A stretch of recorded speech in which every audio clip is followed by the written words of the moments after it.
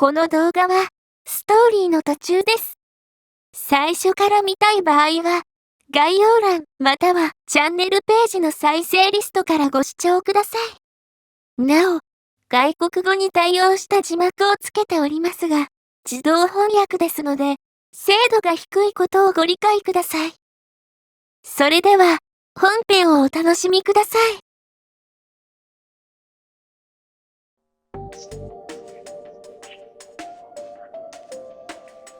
ふかふかの絨毯が敷かれた廊下を進み、キャッチボールでもできそうな広々とした部屋へ通される。もちろん、たとえ許可があったとしても、そんな浮かれた真似をする気はない。外でますます、強くなった陽光がアスファルトを焼いている。だが空調の整えられた高級ホテルの一室は、外の世界とは隔絶されたように快適だった。こちらです。およ？ご苦労様です。葵さんに続き、俺はエセシンとよろしく神戸を垂れたまま入室する。例の面会の件か。制服の上から、カズラという、彩服を身にまとっているのは、彼女の補佐役という名目になっているためだ。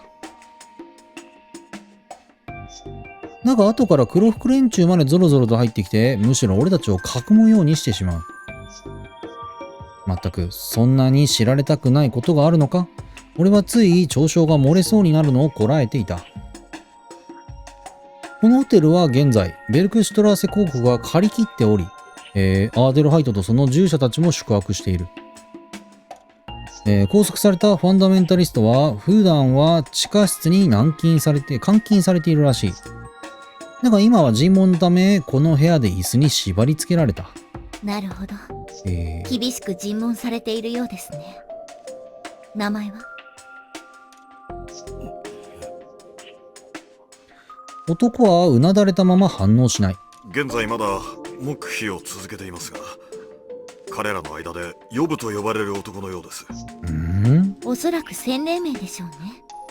しかし受難者ヨブを自称するとは。はい、おそらくは。おや？黒子たちはやけに葵さんに丁寧、いや怯えていると言った方が近い。どうも人数を出してきたのはそのせいもあるらしい。連中に何て言って話を通したの？私には異端審問官の資格もあると言ってやったんですよ。ほほー。声を潜めて聞くといたずらっぽい笑みを返してくる。この人も嫌がっていた割にはノリノリだな。彼女の権力が想像以上に強大だったのかと少し焦ってしまった。では審問を開始させていただきましょう。そんな彼女をたらし込んだわけか、お前は。早速、葵さんがヨブと名乗る男と向かい合う。表向き、教会側はカルトの全貌や、今後の活動について把握するためだと、尋問を申請している。最初から俺が出しゃばるわけにはいかないのだ。本当にグラーフィンの居場所を知らないんだな。突然女が低い声で話しかけてきた。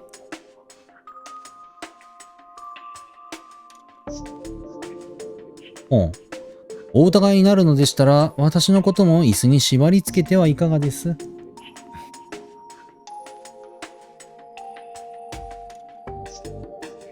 ただ黙って睨み返される。どうもアーデルハイトは昨日自らの意思で行方をくらませたらしいのだ。探しに行かんの？俺には前科もある上、寸前にレーンの ID まで交換している。関与を疑わない方がどうかしているだろう。おかげで夜にはカルトに尋問ができるはずだったのが、この時間までずれ込んでしまったのだ。大方、俺たちが連絡を取り合うと思って一晩泳がせたつもりなんだろう。残念ながらアーデルハイトとのメッセージのやり取りをするつもりは最初から一切なかった。ロイヤルファミリーが使用するネット媒体は当然チェックが入る。だから俺は設定をいじり、あらかじめ伝えたいメッセージをアカウント名へ入力してから ID を交換したのである。その後すぐアカウント名は元に戻した。けど、まあ、レーンだからいいけど、LINE の場合は、あれなんだよな。表示名っていうのが、自分の任意で変えられるから、こっちが変えても、一番最初に ID を交換した状態で向こうに残り続けるから、本当は筋は通ってないんだけどね。まあ、これは LINE じゃなくてレーンだからいいんだけどさ。ただし内容は国会に近い。だからあいつが姿を消したのは、おそらく俺の読みが当たっていたせいだろう。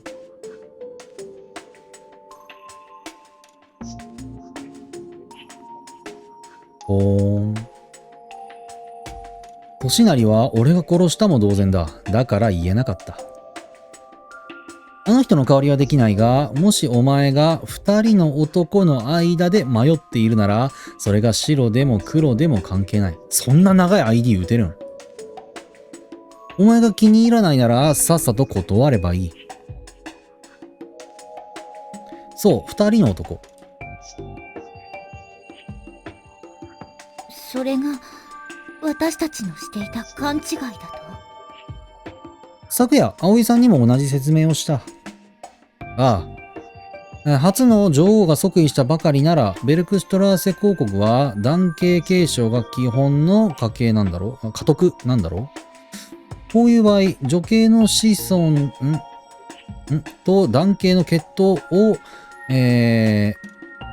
組むか。男系の血統を組む親類を婚姻させた上で、男系の流れへ戻そうとするのが基本となる。この場合は、第一と第二のどっちかを、あーちゃんと、結婚、いとこだから、血のつながってない、ある程度血のつながってはないからね。結婚させて、で、結局、系列か、男系は変えないよっていう流れにするのか。日本の旧家では今でも当たり前のように行われていることだ。例えば、御鳩家のような。婿探しなんてとんでもない。アーデルハイトにはもう相手がいるんだ。第一王子か第二王子、どちらかが彼女の言い名付けだと言うんですか？まあ、そう考えるのが妥当だよな。発表はされていない？まだどちらかまでは決まってないからじゃない？年成に判断してほしいと思ったのもまだ決定していないからだろう。なるほどね。例えば、第一王子に決定しましたって言って第一王子が黒い羽を持っとったら、それはそれで大変なことになるから。なるほどな。つまりアーデルハイトは反対に婿を選べる立場だってことにならないか？二択ではあるけどね。ただし、その二択は第一王子か第二王子になると。だとしたら、そう、彼女と結婚した側が皇太子になれる可能性が高い。手に入るのは、次期国王の座だ。ということは、このスキャンダル騒動をあれこれ仕掛けとるのは第二王子だよな。そうなってくるよな。必然的に。だって、例えば、第一王子の場合は、そうか、どっちもあり得るんか。第二王子と、あーちゃん結婚した時に、第二王子が皇太子になるわけだから、第一王子としては気分が悪いと。だから、あーちゃんの株を落としてしまえば、第二王子との結婚も破談になって、で、自分は、第一王子だから、そのまま自然な流れで継承される。皇太子になれるってことか。逆に第二王子の場合は一緒か。一緒か。そうやな。第一王子。でも第二王子の場合は、例えばあーちゃんと第一王子が結婚しようとして、それをご和算にしたとて、第一王子は第一王子で変わらんのやから。だって、第二王子が狙うのは第一王子の株を落とすことによって、あーちゃんと自分が結婚して皇太子になるっていう筋やろ？どうなんだろう？そこら辺。でもどっちにもメリットは一応あるのか。どっちの犯行とも言えるってことか。この一連のくだりは。それともそれも小国とはいえ、世界屈指の金持ちであるベルクシュトラーセ公国の。アーデルハイトが望んだかどうかはわからない。でもうまく立ち回りさえすれば、第三王女が、主導権を握れる。あいつは国家の命運を左右できる立場を手に入れてしまっていたんだ。そうやね。逆に言えばそうだもんな。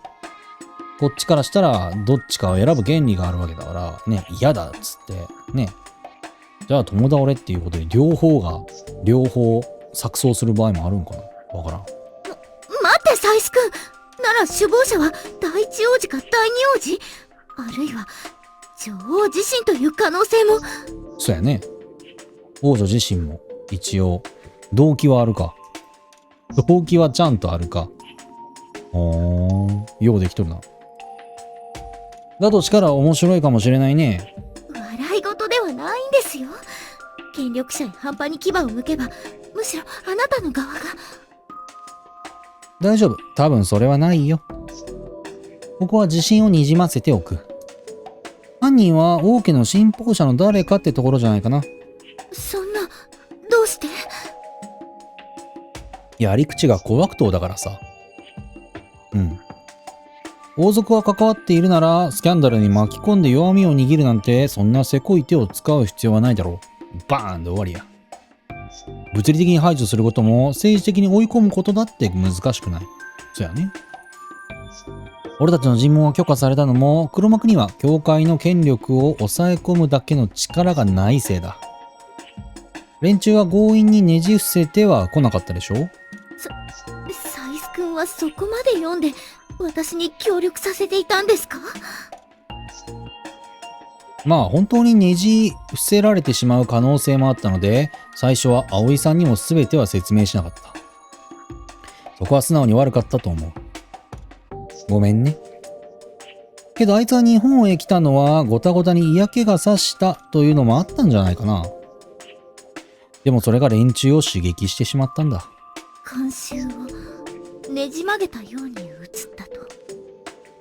本来婿探しをして国家へ貢献せねばならないところを単なる休暇に利用した。自分の方が選ぶ側の強い立場にあると見せつけるように。もちろんそんなのは臆病者がするゲスの勘繰りに過ぎない。要するに男系へ戻そうとしたつもりが、反対に影から女に支配されると怯えたんだ。フェミニズムを否定したいのは何もカルトだけじゃないってことさ。否定も何も、男も女も同じ人間のはずなんですけどね。それはお互い様。案外男女が互いを認め合うのは難しいことなのかもしれない。そりゃあね、椅子が一つあって男か女か座る人間がおったら、そこに性別は関係ないからな。でもこの際そこはどうだっていい。俺の目的は連中がやってきた裏工作の証拠を掴んでやることだ。そうすれば相手も私たちへ下手に反撃を加えられない。葵さん、理想は反撃なんて思いもよらないくらい徹底的に叩き潰すことだよ。そうやね。そうすればあいつも自分の選びたいように選べるでしょ。第一王子か第二王子の二択の他に、どっちも嫌という第三の選択肢だって浮かび上がるはずなのだ。その後どうするかはアーデルハイト次第だろう。どうかした？いいえ、きっと神に感謝しなくてはいけないのでしょうね。葵さんはそう言って実際に十字を切っていた。私の目の前に立つ人は並の小悪党などお呼びもつかない。期待の大悪党になっていたのかもしれない人なんですから。エイメン。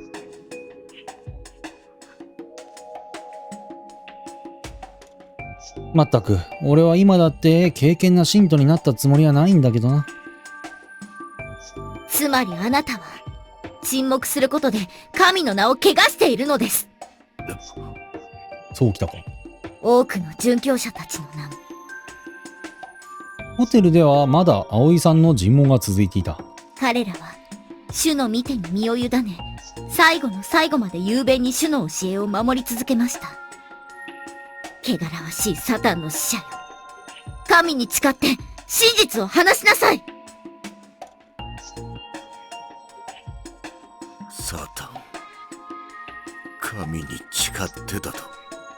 お、熱心な信徒は宗教観を刺激すればそうなるわな。神に誓って仲間は売れない。カトリックこそ主の教えを歪める異端ではないか。ほう。神に対する考え方でカルトとは相入れない。こうなるのは予想済みだ。だから彼女の目的はまず口を開かせること。できれば激怒させるのが望ましい。さすが。心の中で賛辞を送っていた。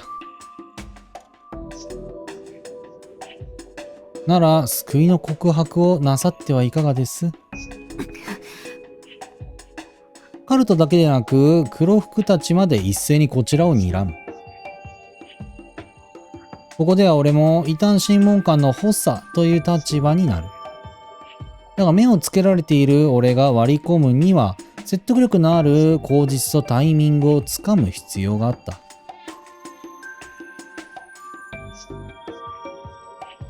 あなた方福音派の使徒は奇跡や救いの体験を重要視する。そうじゃないですか。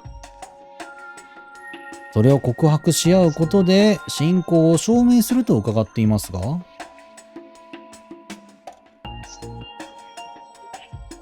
いぶかるような迷うような視線。だが黒服たちも止めるべきか否か口実をつかみかねている。まずはうまくいったらしい。あなたがサタンの使徒ではなく真の福音を自称するなら、ちゃんと告白できる体験を持っているはずだ。尋問は、仏役と鬼役に分かれると、自白を引き出しやすくなる。飴とムチ。葵さんには鬼役をやってもらった。あとは俺がうまくやらなくてはならない。急には話しづらいかもしれませんね。なら先に私から告白するとしましょう。私はかつて天使を見ました。慎重に言葉を選んでいく。だが一昨日は作為を込めたせいで、失敗した。疑う目を持つ者にはその程度のこと、あっさり見透かされてしまうものなんだろう。ここぞで心を開かせるには嘘があってはいけない。真実の言葉でなくてはいけない。同じ失敗はしたくない。だから。母は私を犬のようにしつけました。そのくせ、犬のように忠誠を誓っていたんです。凄まじい虐待の体験を。金さえあれば元の優しい母親に戻ってくれるはずだと少女に取り入ることにしたんです。そして腐りきった悪知恵を育ててしまったことを後悔していた。まさかこんな場所で懺悔することになるとはな。けど、小羽さんも望んでいたはずだ。いつか誰の前でもいいから罪の重荷を下ろしてほしいと。でもある時、母が線路に飛び込んで自殺したと知ってしまったんです。異様な沈黙が部屋を押し包んでいた。いつの間にか敵である黒服たちでさえ俺の話に聞き入っている。その後、自分を拾ってくれた救済員を飛び出したのは確かみたいなんですけどね。前後の記憶はすっかり抜け落ちてしまっている。俺はどうしたわけか、かつて母と暮らしたマンションにいて火災に巻き込まれてしまったんです。原因は何だったのか。新聞では直前にあった地震のせいということにされていた。でも本当のところは俺にはわからない。私が覚えているのはそこで天使を見たということだけです。けど実際に俺を助けてくれたのは天使などではなくただの人だったみたいなんです。その人が大やけどを負って亡くなったことも後で知りました。なぜ？事実を知られて、まず最初に浮かんだ言葉がそれだった。もし神がいるなら、なぜ私のようなものを残してその人を死なせてしまったんでしょう。よりによってろくでなしを残し、お人よしを死なせた？俺は今でもその意味を考え続けている。来る日も来る日も考えずにいられなかった。なぜ俺なのだ。分かったのはわずかなことだけです。その時俺はきっと泣いていたはずだ。泣いている俺を助けてくれた人がいる。あの人がどういう生き方をしてきたまでは知らない。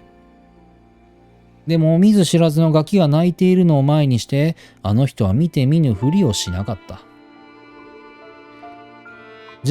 誰だって自分が大切だ。命が惜しい。それでも炎へ飛び込んでいく勇気はどこから湧いてきたものなんだろう。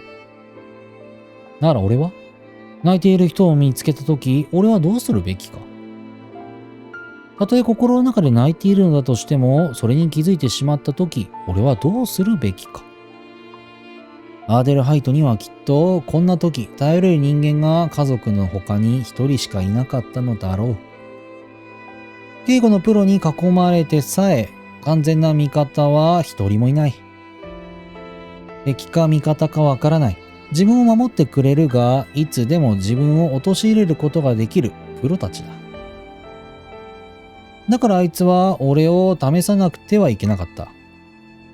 他に選択肢がなかったから。異国の地で味方になってくれるようなお人よしを探さなくてはいけなかった。あの人と名字が同じというだけで可能性にかけてみたくなるくらい。あいつは孤独だったんだ。それは一体どれほど儚い希望だっただろう。きっと激流の中で藁にすがるよりもずっと心細く人生に絶望したくなるほど恐ろしかったことだろう。それだけ切実にあいつは助けを必要としている。昨日あの時そう気づいてしまった。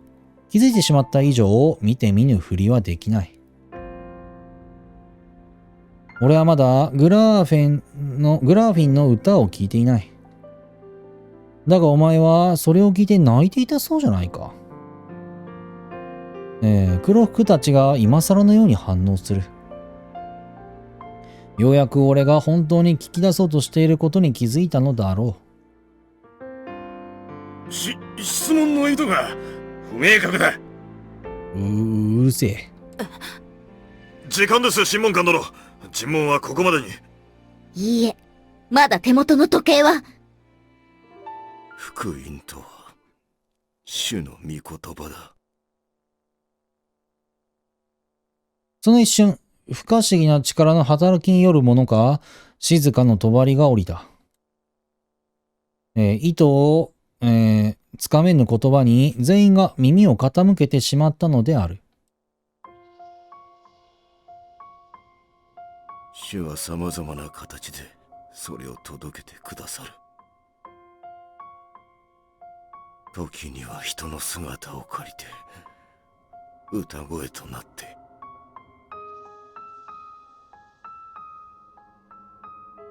救いの告白をしようとしている。止めろ！答えさせるな！ですが、控えなさい！時間はまだ残っていると言っています。黒服たちの足並みは揃わない。状況を飲み込めないものも混じっているせいだ。なるほど。状況を飲み込めている人間はやってる側の人間が。その隙を逃さず葵さんが盾になってくれている。俺の周囲は喧騒を振り切り、椅子に貼り付けされた罪人のもとへ駆け寄っていた。お前の言う通りだ。だが人の姿を借りているだけで神というわけじゃない。その人が、心の中心で救いを求めているとしたら、お前はどうする？男は身を震わせていた。本当は誰かに救いを求めたかったというように。お前がプールサイドへ現れたのはグラーフィンを救うためではないのか？一体誰から何を聞かされた？教えてくれ。肩をつかみ懇願する。なんか男は首を左右に振っている。わからない。わからないんだ。時間がない。この後に及んで何を？あなたを信用してもいいのですか？目の前が暗くなる。またもそこにぶつかるのが。いいから止めろ。こいつらは王家の名誉を汚そうとしている。ならば、十字架の前に自らを恥じるところのないものだけ進みなさい。今にも押し切られそうだ。時間がない。だが乗り越えなくてはならない。悪いが信用させてやるだけの時間はない。だから代わりに約束してやる。約束。あーちゃんを救ってくれ。そうすればお前に再び福音を聞かせてやる。神に誓ってもいい。必ずだ。迷う人々、飛び交う怒号。だが緊張する空気にくさびを打ち込んだのはよりによってスマホのバイボンだった。しかも俺のスマホか？観音お嬢様の名前が表示されている。こんな時になんだって言え。拒否ボタンを押そうとした時だ。メイド服を着たさらに場違いな女が飛び込んできたのである。おそらくただの世話係だろグラーフィンが襲われたそうなんです。う。葵さんに掴みかかっていた黒服さえ、唖然と顔を上げた。ご無事なのか？はい。誘拐を狙ったようですが、間一髪で。でも、一緒にいたご友人がグラーフィンをかばってくださったようで。ドクンと心臓が跳ねた。アーデルハイトの友人だと？ミハトさんという方が代わりにさらわれてしまったそうなんです。